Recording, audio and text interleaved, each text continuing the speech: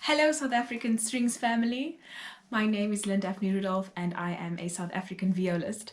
I am so happy to be able to share with you the research that I have acquired through my master's studies at the Nelson Mandela University. I am currently doing my master's research on multicultural education as well as the approaches to cultural diversity within string studios in South African universities. So, what exactly is multicultural education? Multicultural education is defined as an ethos of openness, empathy, mutual respect, and human dignity. So, how does this tie into a South African strings context? It is extremely important that as educators and as students as well, we are cognizant of the various diverse groups that we have within South Africa, as well as our rich history as a South African society. Because of our rich history, we must be sensitive to the various cultures that are present within a South African society. Therefore, we also have various different types of individuals within string studios. So within the subject of multicultural education is representation. Representation within a South African context is extremely important. And as a person of color and as a woman as well, it is extremely important that people who look like me, have lived experiences similar to mine, are represented because of our history as a South African society. When teachers introduce students with material from Black composers, composers of color, and women composers, they are actively teaching and engaging their students with diverse material. Representation within a South African context is extremely important because we have a majority of the country who is still living under the poverty line.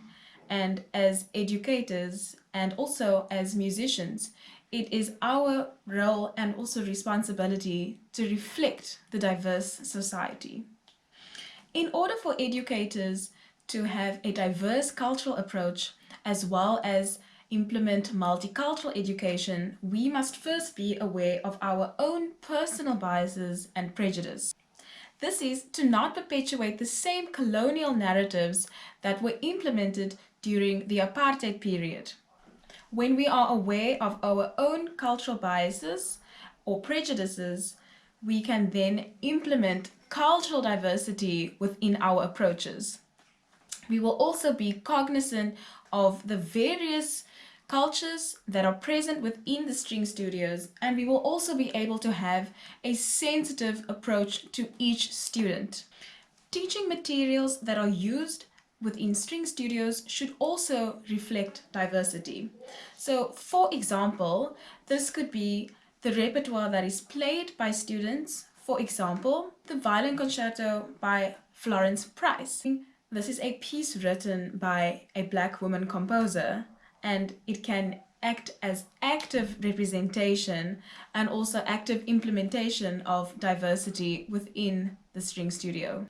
Through my own findings of multicultural education and approaches to cultural diversity, I have really learned a lot about how to be sensitive towards students, but also my colleagues. As a person of color and as a woman, I have personally taken upon myself to include works by Black, POC, and women composers. When I play music from these composers, I feel a personal connection to the music. And as an artist, it is extremely important that there is a connection between the music and the artist.